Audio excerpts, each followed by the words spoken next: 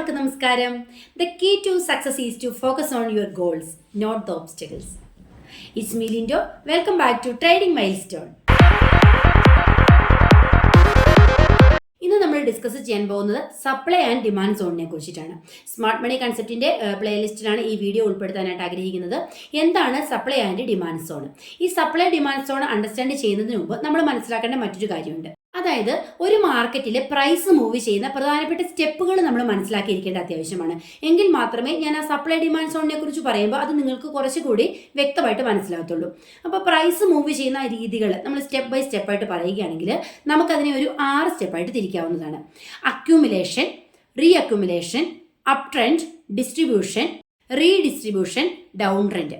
ഇങ്ങനെ 6 തരത്തിൽ നമുക്ക് പ്രൈസ് മൂവ് ചെയ്യുന്ന രീതിയെ തിരിക്കാവുന്നതാണ്. ഇനി ഓരോന്നും നോക്കിയാലോ. എന്താണ് അക്യൂമുലേഷൻ എന്ന് പറയുന്നത്? ഒറ്റ വാക്കിൽ പറഞ്ഞാൽ എന്താണ്? സ്ട്രോങ് ആയിട്ടുള്ള ഒരു മൂവ്മെന്റ് നടക്കുന്നതിന് തൊട്ട് മുമ്പ് സംഭവിക്കുന്നത് എന്താണ്? അതായത് the origin of A strong up trend, ഒരു സ്ട്രോങ് ആയിട്ടുള്ള അപ് ട്രെൻഡിന് തൊട്ട് മുമ്പ് നടക്കുന്ന അക്യൂമുലേഷൻ.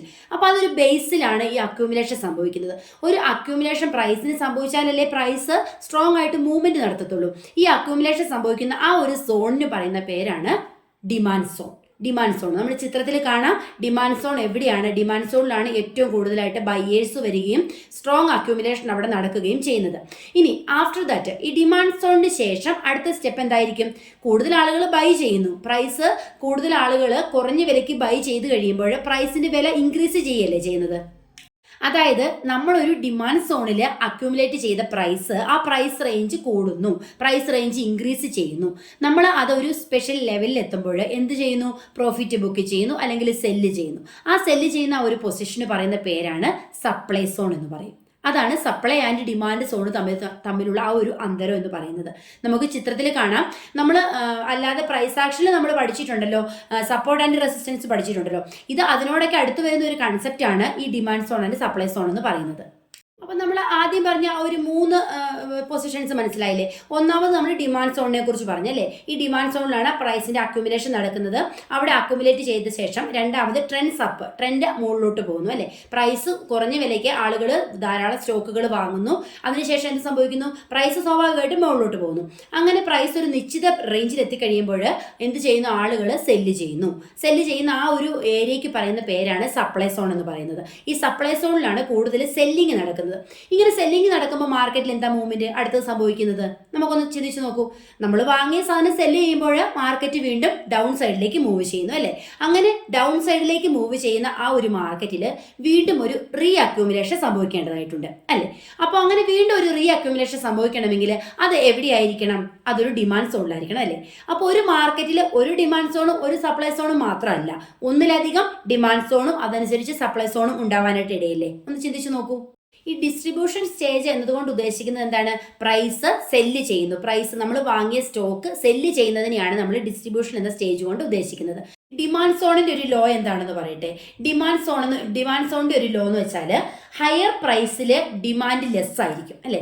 പ്രൈസ് കൂടുമ്പോൾ അവിടെ ഡിമാൻഡ് കുറവായിരിക്കും. ചിന്തിച്ചു നോക്കൂ. ബയേഴ്സ് ഒരിക്കലും നമ്മളൊരു ഹൈ പ്രൈസിൽ ഒരു സാധനം വാങ്ങാനാണോ ഉദ്ദേശിക്കുന്നത്? ഒരു ബയേഴ്സും ഹൈ പ്രൈസിൽ സാധനം വാങ്ങിയിട്ട് ലോ പ്രൈസിലല്ലോ സെല്ല് ചെയ്യാൻ ഉദ്ദേശിക്കുന്നത്. അതായത് ബയേഴ്സ് ആഗ്രഹിക്കുന്നത് ഏറ്റവും ലോവസ്റ്റ് പ്രൈസിൽ ബൈ ചെയ്യുകയും ഹയസ്റ്റ് പ്രൈസിൽ സെല്ല് ചെയ്യുകയാണല്ലോ അവർ ആഗ്രഹിക്കുന്നത്. അതുകൊണ്ടാണ് പറഞ്ഞത് ഹയർ പ്രൈസിൽ എപ്പോഴും എന്തായിരിക്കും? ഡിമാൻഡ് വളരെ കുറവായിരിക്കും. അതാണ് പറഞ്ഞത് ബയേഴ്സ് ഒരിക്കലും ഹൈ പ്രൈസിൽ ബൈ ചെയ്യാനായിട്ട് ആഗ്രഹിക്കുന്നില്ല എന്ന് പറഞ്ഞു.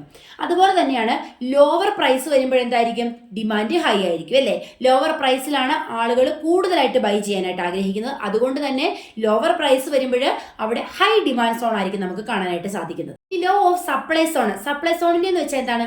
ഹയർ പ്രൈസിൽ ഹയർ സപ്ലൈ തന്നെയായിരിക്കും അവിടെ നടക്കുന്നത് അല്ലേ. ഹയർ പ്രൈസ് വരുമ്പോഴാണല്ലോ ബയേഴ്സ് സെല്ല് ചെയ്യുന്നത്. അപ്പോൾ അവിടെ സപ്ലൈ ഹൈ ആയിരിക്കും. ലോവർ പ്രൈസിലാണെങ്കിൽ ലോ സപ്ലൈ ആയിരിക്കും നടക്കുന്നത്. കാരണം സെല്ലേഴ്സ് ഒരിക്കലും കുറഞ്ഞ വിലയിൽ സെല്ല് ചെയ്യാനായിട്ട് ആഗ്രഹിക്കുന്നില്ല. ഇതാണ് സപ്ലൈ സോണിന്റെ ഡിമാൻഡ് സോണിന്റെ ഒരു നിയമം എന്ന് പറയുന്നത്. ഇനി സപ്ലൈ ഡിമാൻഡ് സോൺ എങ്ങനെ ഐഡന്റിഫൈ ചെയ്യാമെന്ന് നോക്കിയാലോ. അതായത് ഒരു ചാർട്ട് എടുക്കുക. അപ്പം നമ്മൾ അവിടെ ഏറ്റവും ലാർജ് ആയിട്ടുള്ള സക്സസീവ് ക്യാൻഡിൽസ് കണ്ടെത്താനായിട്ട് നോക്കുക. വളരെ ലാർജ് ആയിട്ട് നല്ല മൂവ്മെന്റ് ഉള്ള സക്സസീവ് ക്യാൻഡിൽസ് കണ്ടെത്തുക.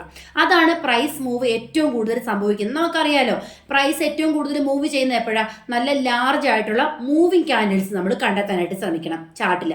അതുപോലെ തന്നെ വേറൊരു മെത്തേഡാണ് പ്രൈസ് മൂവ് ചെയ്യാൻ തുടങ്ങുന്ന ഒരു ബേസ് ഉണ്ടല്ലോ, ആ ബേസ് നമ്മൾ കണ്ടെത്തണം. സാധാരണ എവിടെ നിന്നാണ് പ്രൈസ് മൂവ് ചെയ്യാനായിട്ട് തുടങ്ങുന്നത്? നമ്മൾ പഠിച്ചിട്ടില്ലേ, ഒരു സൈഡ് വേസ് മാർക്കറ്റിന് ശേഷം എവിടെയെങ്കിലും ഒരു ബ്രേക്ക് ഔട്ട് സംഭവിക്കുകയും അവിടെ നിന്ന് അങ്ങോട്ട് പ്രൈസിന്റെ ഒരു റാലി നടക്കുകയും ചെയ്യും അല്ലേ? നമ്മളത് പഠിച്ചിട്ടുള്ളതാണ്. അതുപോലെ തന്നെ ഈ പ്രൈസ് മൂവ് ചെയ്യാൻ തുടങ്ങുന്ന ഒരു ബേസ് നമ്മൾ കണ്ടെത്തുക. അതൊരു സൈഡ് വേ മാർക്കറ്റ് ആയിരിക്കാം എപ്പോഴും തന്നെ. മിക്കവാറും സംഭവിക്കുന്ന ഒരു സൈഡ് വേ മാർക്കറ്റിന്റെ ശേഷമായിരിക്കും ഒരു പ്രൈസ് മൂവ്മെന്റ് തുടങ്ങുന്നത്. അതുകൊണ്ട് തന്നെ ആ ഒരു കൺസോളിഡേറ്റഡ് ഏരിയ ആയിരിക്കാം എപ്പോഴും ഡിമാൻഡ് സോൺ ആയിട്ട് വർക്ക് ചെയ്യുന്നത്. അതായത് നമ്മൾ ഡിമാൻഡ് സോണിൽ നമ്മൾ എന്ത് ചെയ്യുന്നു? നമ്മൾ പ്രൈസ് വളരെ കുറഞ്ഞിരിക്കുന്ന ആ ഒരു സോണിൽ നിന്ന് കൂടുതൽ ആളുകൾ ബൈ ചെയ്യുന്നു. അങ്ങനെ ബൈ ചെയ്യുന്നതിന്റെ ഫലമായിട്ട് പ്രൈസ് മൂവ് ചെയ്ത് അപ്പാർഡിലേക്ക് മൂവ് ചെയ്തിട്ട് അതൊരു സപ്ലൈ സോണിൽ എത്തുമ്പോൾ എന്ത് സംഭവിക്കുന്നു? പ്രൈസ് നമ്മൾ വിൽക്കുന്നു അല്ലെ, കൂടിയ വിലയ്ക്ക് വിൽക്കുന്നു. അതായത് സപ്ലൈ സോണിലോട്ട് പോകുമ്പോഴേക്കും പ്രൈസിന്റെ വില വളരെ ഹൈ ആയിരിക്കും. ആ ഹൈ പ്രൈസിലാണ് നമ്മൾ അത് വിൽക്കുന്നത്. വിൽക്കുന്ന ശേഷം അവിടെ എന്താ സംഭവിക്കുന്നത്? അവിടെ ഒരു പ്രൈസ് ഡിസ്ട്രിബ്യൂഷൻ നടക്കുന്നു. അതിനുശേഷം വീണ്ടും മാർക്കറ്റ് ഡൗൺ സൈഡിലേക്ക് മൂവ് ചെയ്യുന്നു. എന്തിനു വേണ്ടിയിട്ട്? ഒരു റീ അക്യൂമുലേഷൻ സംഭവിക്കാനായിട്ട്. അങ്ങനെ റീ അക്യൂമുലേഷൻ സംഭവിക്കുന്ന ഒരു പുതിയ ഡിമാൻഡ് സോൺ അവിടെ വീണ്ടും സൃഷ്ടിക്കപ്പെടുന്നു. ഇത് തന്നെ മാർക്കറ്റിൽ വീണ്ടും വീണ്ടും കണ്ടിന്യൂ ചെയ്യുന്നു. ഇവിടുന്ന് നമ്മൾ മനസ്സിലാക്കേണ്ട ഒരു കാര്യമുണ്ട്. ഈ ഡിമാൻഡ് സോണിലേക്ക് ഉള്ള പുൾ ബാക്കുകൾ, ഈ സപ്ലൈ സോണിൽ നിന്ന് ഡിമാൻഡ് സോണിലേക്ക് ചെറിയ പുൾ ബാക്കുകൾ സംഭവിക്കും. ആ ഒരു പുൾ ബാക്കിന് ശേഷം പ്രൈസ് വളരെ ഹൈ ആയിട്ട് മൂവ് ചെയ്യാനുള്ള സാധ്യതയുണ്ട്. അവിടെയാണ് ഈ സ്മാർട്ട് മണി കൺസെപ്റ്റിന്റെ ഒരു ഐഡിയ എന്ന് പറയുന്നത് വർക്ക് ചെയ്യുന്നത്. ഒരു ഉദാഹരണം പറയുകയാണെങ്കിൽ, നമ്മളിപ്പോൾ ഒരു സ്റ്റോക്ക് വാങ്ങുന്നു. നമ്മൾ എന്തിന്റെ ബേസിലാണ് സ്റ്റോക്ക് വാങ്ങുന്നത്? വെറുതെ പോയിട്ടൊരു സ്റ്റോക്ക് വാങ്ങാൻ പറ്റുമോ? ഇപ്പം നമ്മളൊരു കമ്പനിയുടെ സ്റ്റോക്ക് വാങ്ങണമെങ്കിൽ ആദ്യം ഫണ്ടമെന്റലി ആ കമ്പനി അനാലിസിസ് ചെയ്ത് നോക്കണം അല്ലേ? അതിന്റെ ഫേസ് വാല്യൂ കണ്ടുപിടിക്കണം, ക്യാഷ് ഫ്ലോ അനാലിസിസ് നടത്തണം, അല്ലെങ്കിൽ കോസ്റ്റ് ബേസ്ഡ് അനാലിസിസ് നടത്തണം. ഇതൊക്കെ നടത്തി ഈ ഒരു വാല്യുവേഷന്റെ ബേസിലാണല്ലോ നമ്മൾ സ്റ്റോക്ക് എടുക്കുന്നത്. അപ്പം നമ്മളിപ്പോൾ ഒരു സ്റ്റോക്ക് വാങ്ങുന്നു വിചാരിക്കുക. ഒരു 50 രൂപയുടെ ഫേസ് വാല്യൂ ഉള്ള സ്റ്റോക്ക് നമ്മൾ വാങ്ങി. അപ്പം നമുക്കറിയാം അതിന്റെ മാക്സിമം വാല്യൂ എത്ര വരെ പോകും. നമ്മൾ ഫണ്ടമെന്റലി അത് അനാലിസിസ് ചെയ്ത് വെച്ചിട്ടുണ്ട് അല്ലേ? ആ ഒരു മാക്സിമം വാല്യൂ എന്ന് പറയുന്നത് 100 ആണെന്ന് വിചാരിക്കുക. അപ്പം ഈ 100ന്റെ മുകളിലേക്ക് ആ പ്രൈസ് പോകത്തില്ല. അപ്പം നമ്മൾ എന്ത് ചെയ്യണം? എങ്ങനെയായാലും 100 വരെ നോക്കുക, അല്ലെങ്കിൽ ഒരു 90ൽ നമ്മൾ അത് സെല്ല് ചെയ്യുന്നു അല്ലേ? അപ്പൊ അങ്ങനെ ആയിരിക്കും ഈ കൂടുതൽ ആളുകളും സെല്ല് ചെയ്യുന്ന ഒരു ഏരിയ എന്ന് പറയുന്നത്. അതാണ് ഒരു ഡിസ്ട്രിബ്യൂഷൻ ഏരിയ എന്ന് പറയും. അതാണ് സപ്ലൈ സോൺ എന്നതുകൊണ്ട് ഉദ്ദേശിക്കുന്നത്. നമ്മൾ ഡിമാൻഡ് സോണിൽ നിന്നും ഒരു പ്രൈസ് വാങ്ങുന്നു. കൂടുതൽ ആളുകൾ വാങ്ങും തോറും പ്രൈസിന് ഡിമാൻഡ് കൂടുന്നു, പ്രൈസ് വീണ്ടും ഹൈ ആകുന്നു.